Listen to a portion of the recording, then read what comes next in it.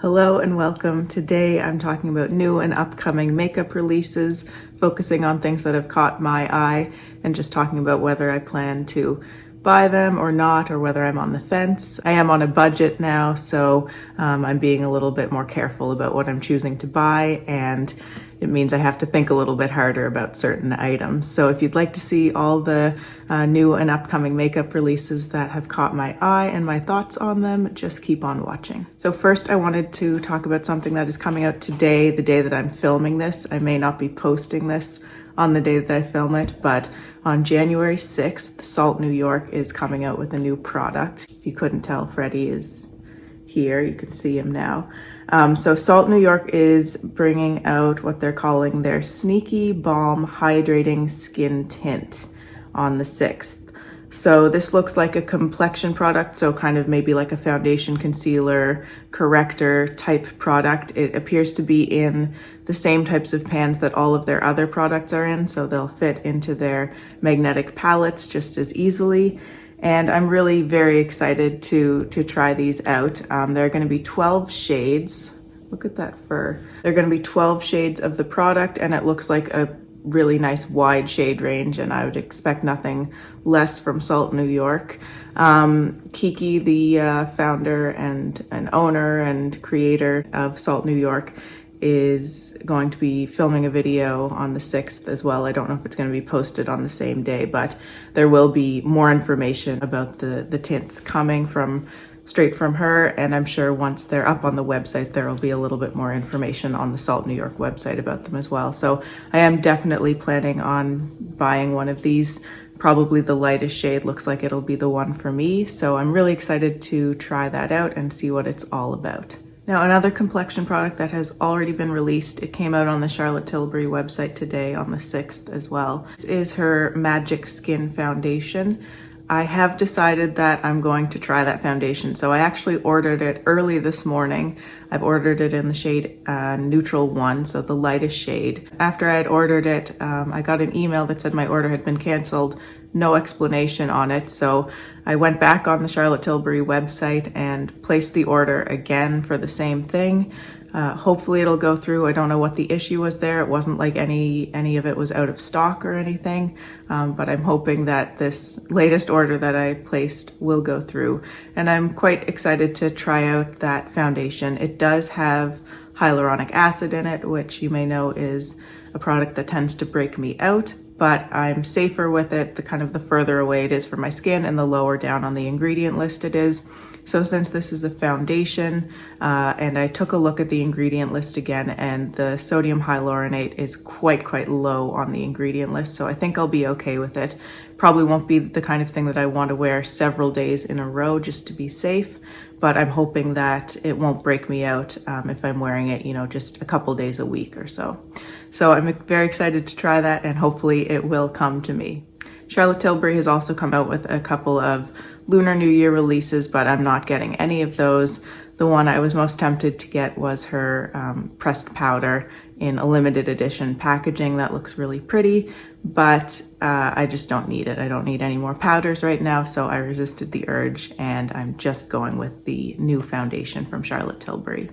Now, also in the complexion area, and this is quite a large collection, Chanel has come out with their #1 collection.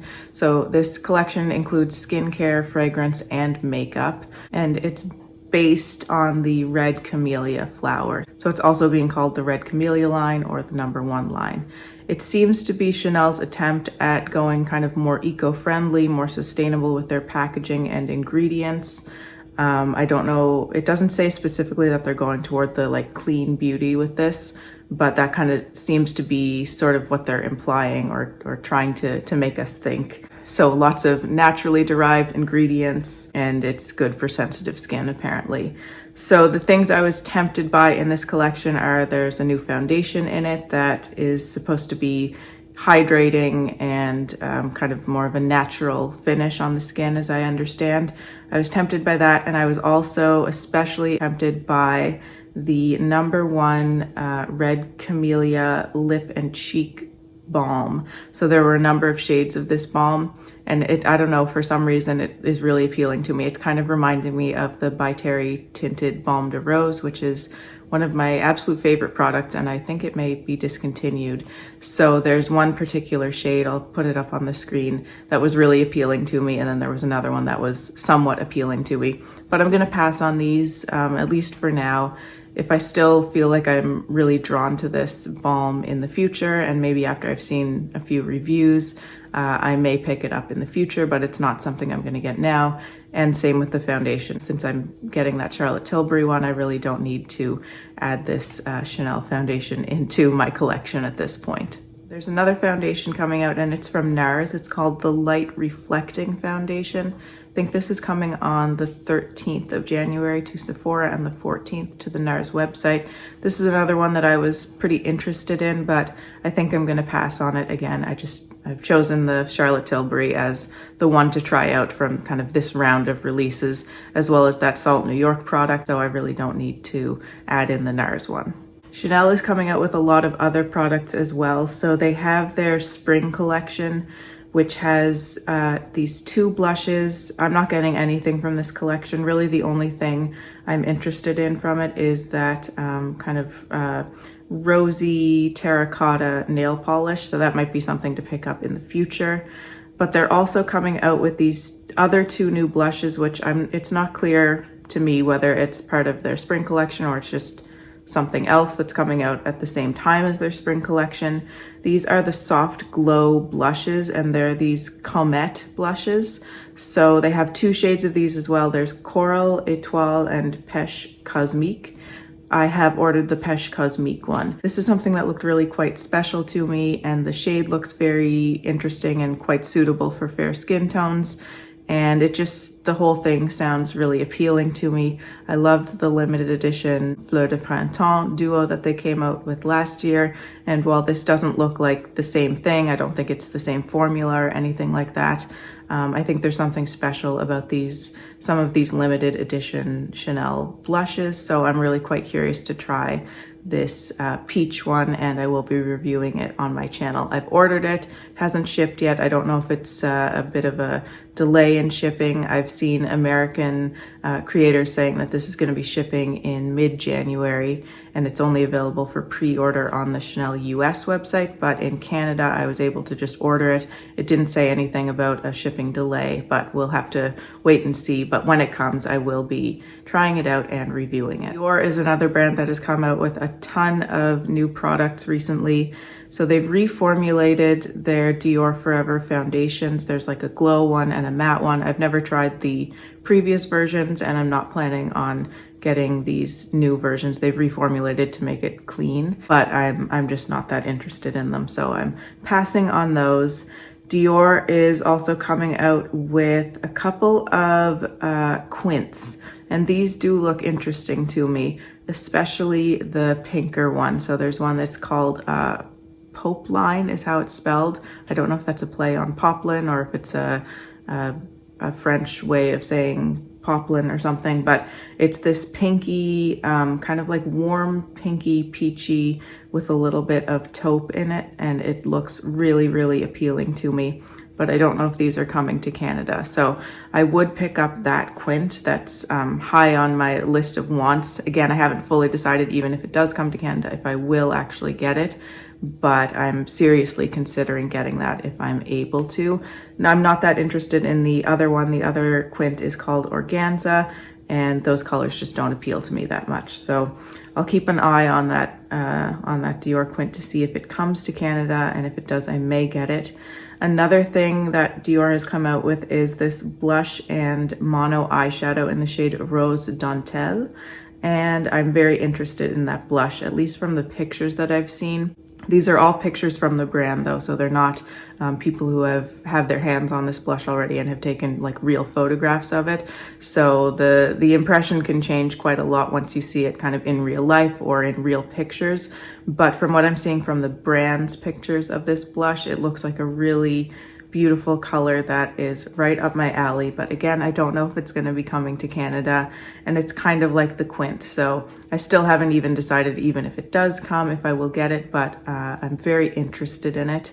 The matching eyeshadow I see no need for that single eyeshadow, especially if you're getting the blush. They look to be the exact same color. So if I really wanted that color on my eyes, I could just use the blush. Dior is also coming out with a bunch of lip balms and lipsticks. I'm not planning to get any of those. I really don't need any more lip products, and I've never been particularly drawn to Dior lipsticks anyway. They tend to have that kind of traditional makeup lipstick scent, and I'm not a huge fan of that. I'd rather just get the colors that I want from other formulas. Pat McGrath has come out with her Bridgerton collection that released, I think, on Boxing Day on the 26th of December. I decided to fully pass on that. The one thing I was most interested in that collection was the more kind of silvery platinum highlighter, but I've decided to pass on it. The collection has sold out now, but I think she's restocking it, but I'm still gonna be passing on everything. Maybe in the future, if that highlighter is available for a really good sale price, I might get it, but it's not really very high up on my list of desires right now. A couple of other things that have already released in the last couple of weeks. Natasha Denona brought out her mini Biba palette and like a mini rose cheek duo. I've passed on both of those. I don't see any need for them. The eye palette looks really beautiful, but I think I have enough from Natasha Denona, and I prefer to buy her midi-sized palettes anyway. Those are kind of my favorites from her, and I find that I don't really reach for the minis all that much anyway. My favorite of her minis is the mini Glam, which I do reach for more than any of the others, but again, with this kind of lower buy budgeted makeup purchasing that I'm doing, those just don't really make the cut for me. I've also passed on a couple of brush releases lately. So Wayne Goss brought out his holiday brush. It's this really huge brush that you can use for buffing all over the face and the body, but I just didn't feel like I needed it. I wouldn't get enough use out of it. I have so many brushes already that I'm really happy with, so I decided to pass on that, although it looked quite beautiful. And I've also passed on the Sonia G Yakusugi brush set.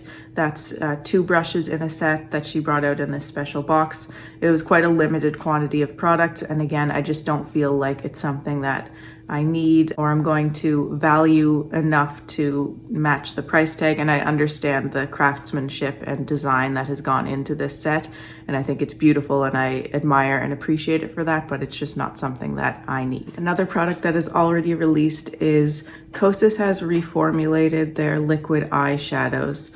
So they've brought out some of the same shades with different names, and I think some new shades as well. And it's a totally reformulated product. I've decided to skip on this. I was interested in getting the lightest shade of these liquid eyeshadows, but again, I just decided I don't need it. And something interesting I noticed, some of the older versions of that eyeshadow are still on the Sephora Canada website. And the older version has 6 milliliters of product, while the new version only has 2 milliliters of product. The price difference is pretty big, so I think actually the new one with 2 milliliters is half the price of the old one that had 6 milliliters in it. It's going to depend on the formula as well in terms of like how much payoff you're getting from the new version. It might make up for that difference in the amount of product, but I just wanted to note that because it is quite a big difference between the old and the new versions. And then last, I just wanted to mention that Hindash is apparently coming out with something new. I have no idea what it is, but I've seen his Instagram stories and he seems to be teasing that something new is coming at some point. So I am definitely keeping an eye on that. I'm quite curious about his line. His Beautopsy palette, I don't have it, but it's very, very, very high on my list of items that I want to try. And since he's now at Beautylish, it would be, I think, a lot simpler and easier for me to be able to get that palette. And I also have some built up gift card money from Beautylish that I would be able to apply to it. So I am planning to get that at some point, but I kind of want to wait and see if and when he brings out whatever this new thing is going to be, whether that would affect my decision on on getting the Beautopsy palette or if it would be something that I wanted to buy at the same time. So I'm just kind of holding out on that, but definitely planning to get the Beautopsy palette and definitely keeping a very close eye on whatever he is coming out with next. Then I've also seen on Chic Profile Official just today that Tom Ford is coming out with another quad. This is called the Smoky Quartz palette. It looks quite beautiful, actually. I do like the look of it, but I think I'll pass on it. I just don't need it. And it looks to be more of the traditional powder formula eyeshadows as opposed to, you know, any of the those really sparkly ones that he came out with recently in the Lava Luster quads.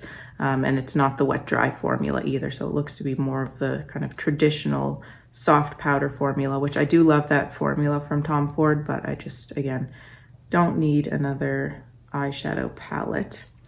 And I think that is everything that I wanted to mention. There are other things coming out, but to me, they're not really interesting enough to talk about. So I just wanted to talk about the things that have really caught my eye and share my thoughts on them and my plans. Let me know if you have any questions or comments below. Are you interested in any of these items or any other new releases that have come out or are coming out soon? Let me know. I'd love to hear about that. If you'd like to see more from me and you haven't subscribed to my channel already, I would really love for you to do so. Thank you so much for watching. Take care, and I'll see you in my next video. Bye.